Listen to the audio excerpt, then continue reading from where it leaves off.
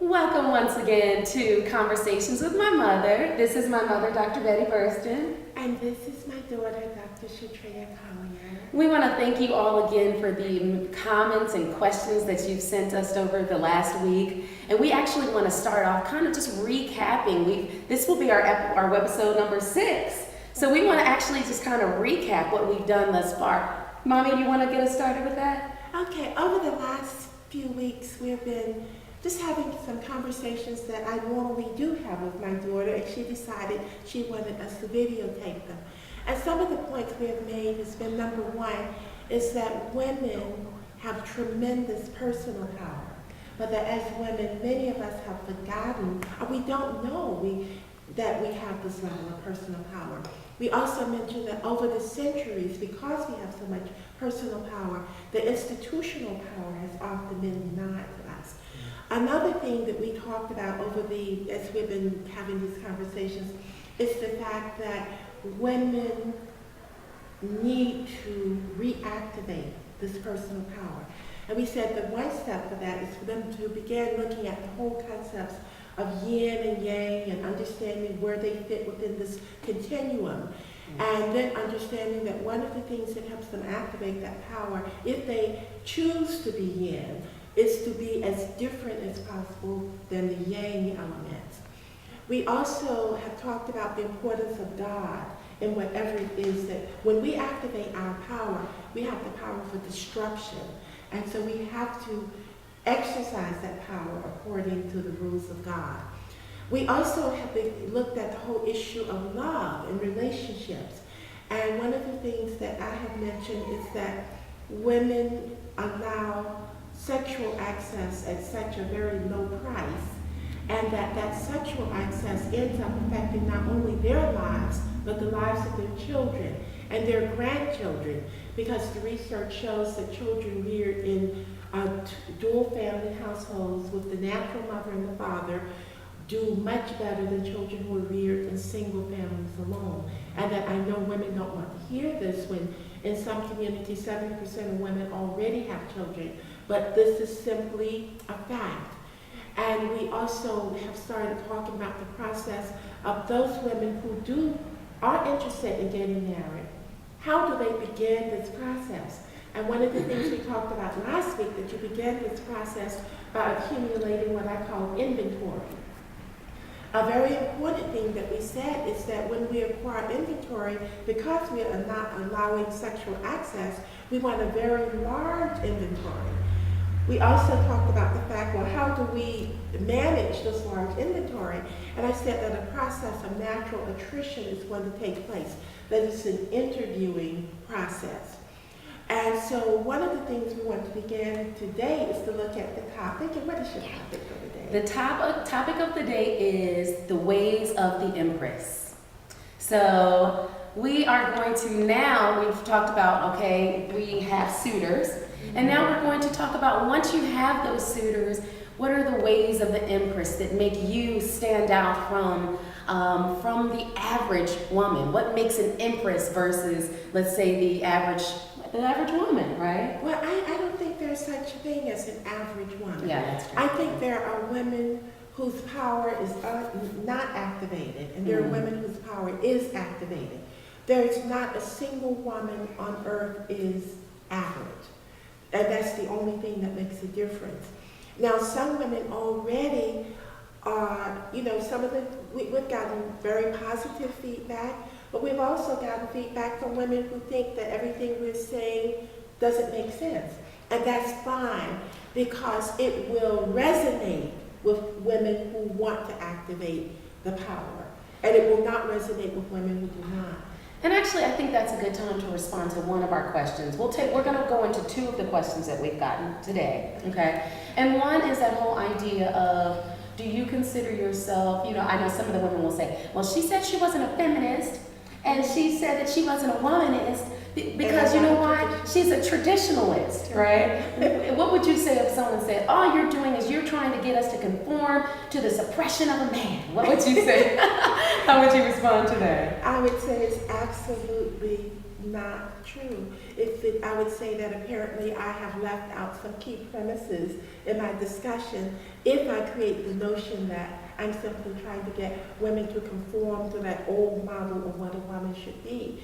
Because when I talk about women of power, women activating their power, and as I mentioned, it's to do that which we want to do, but that we have to make sure that what we want to do is consistent with what God, would have us to do. And that's completely different than women as this passive, type of creature whose primary goal is, quote, getting a man.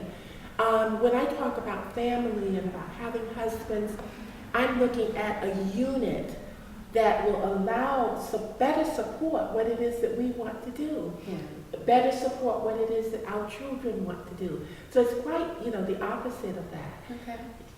So let's go ahead and get into our focus for today.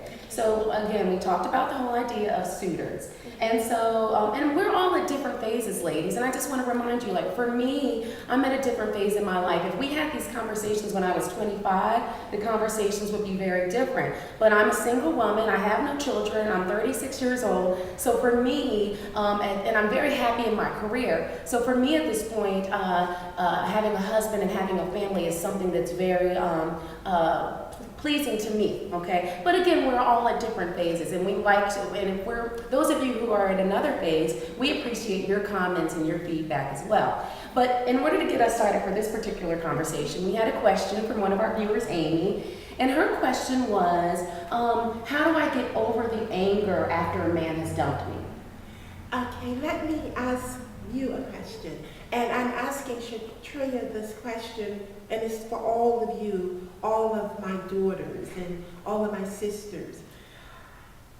If you had to place financial value upon you, what would it be? Would you say you're worth 25 cents or $100 or $1,000? There is no, I don't have a price tag because it's I feel like I'm invaluable. Okay, so Amy, I would like for you to do the same thing. Think a moment and put a financial value upon who you are. And then I want you to ask yourself, if you were to take this value in dollars, so let's say you're worth $1 million. If you were to take this $1 million to this fellow who dumped you, and he said, Amy, I don't want your $1 million, would it make you angry? Do you think it would make you angry, Shatria? No, not at all. So that's the same thing with you, Amy. It means you're undervaluing yourself. Mm-hmm. If you are angry because he rejected you, if you're $1 million or more, and someone says, I don't want this $1 million, there's no need to be angry. And remember, there are so many people out here who are going to run and jump over themselves to be in your presence, to be with you. And she happens to be an amazing girl as well. Mm-hmm. I told you, all women are amazing, whether they know it or not. Mm-hmm. And we as women are. Mm-hmm. So therefore, there is never any need to feel, don't personalize rejection, quote, in that way. Yes. Because it doesn't, just remember the principle that if you offer someone $1 million and they said they don't want it, then that's fine with you. Yeah. But I do want to add, though, that I think she brings up a very important point, though, about we do have to create a space within ourselves before we go into a new relationship and bring our old stuff with us into a relationship. That's exactly true. Is that when I talk about this whole thing of our getting in touch with our personal power, it's very important for us to get rid of all of those old psychographics, those old attitudes, those old beliefs, those old behaviors. Yes. And one of the things that we have to do before we can pull out the Empress in ourselves is to be honest and to say, what are some of my behaviors? Yes. Because see, people don't, unless you're a child, people don't automatically abuse you, do you see? Now children, because they're powerless, can be abused. But what we often do as women is to enter into a contract with individuals that allows them, that says it's okay for you to treat me a certain way. Mm-hmm. Then we get upset about it, you see. For example, the minute you're with a male and he raises his voice, it could just be an irritation. And I think I've said this before. If he says, "What?" That's not acceptable. Yes. You see? And also you bring up this whole idea of some women having this victim mentality, this victimization mentality. And I want to recommend a book, and we'll talk about this book at a later date, and it's called Calling in the One by Catherine Woodward Thomas. And one of the things she talks about is exactly what you just said about we have had these old agreements about who we are in our mind. And I know for me, one of the things that I've been working on is just letting go of things from my past that I've told myself about myself that I know are not true. Right? As humans, we build up these protective barriers, and it's kind of that the reactive mind, right? And it's, for me, I've gotten to the point where I said, I'm not willing to see myself as anything less than I know that I can be. And so part of me getting to the root of any of those issues in my mind is really, number one, is forgiveness. You know, is acknowledging and forgiving anyone from my past. And I actually called someone from my past recently that I needed to forgive. And I felt like I lost 10 pounds after that conversation. You know, because I'm so committed to transforming my life right now to make it the life that I know it's supposed to be for my family and my husband and everyone who I interact with. So let's go ahead and get into some of these. Today our book focus is the rules. And I remember I got this book probably in the 90s when I was in high school, and I looked at it and I said, I can't even believe that, okay? So what we're going to do is we're just going to pick out a few of these rules, ladies, and we want you to think about these rules, and I'm going to ask Mommy if she agrees with the rule or if she doesn't agree and why. And we want you to think about some of these rules as you are introducing or meeting and going on dates and speaking with your suitors, okay? So the first rule is, I am a creature unlike any other. Very important. Now, I've never read the book, The Rules, because Betty has her own rules. Yes. My children call them Betty rules. But it's so important. One of the things that women, you can't automatically become this woman who has activated her power. So one of the first steps to doing that is to really sit down and do what I call a self-audit, where you're really truly looking at what your assets are, looking at what your liabilities are. And don't try, and nobody's going to tell you this. Your therapist is going to tell you, try to change the liabilities. Don't try to change your liabilities. They are part of the person that you are. So you accept them and you work within the framework of what your liabilities are and what your assets are. But I can tell you on the balance sheet, your assets are going to far outweigh your liabilities. So you simply find ways, just like in accounting, to offset your liabilities, you see. And so this is what she means. Well, this is my and Betty's interpretation. Okay, so empresses, princesses, queens, it has been a wonderful conversation. And again, we encourage you, please send your comments, send your thoughts. If you don't agree with something, or if you agree with something, we want to hear from you. Any last words, Mommy? I just want to make the point that an empress, being an empress, is not a diva. A diva applies, it's an excuse for poor behavior. And there is nothing that's less attractive in a woman than poor behavior.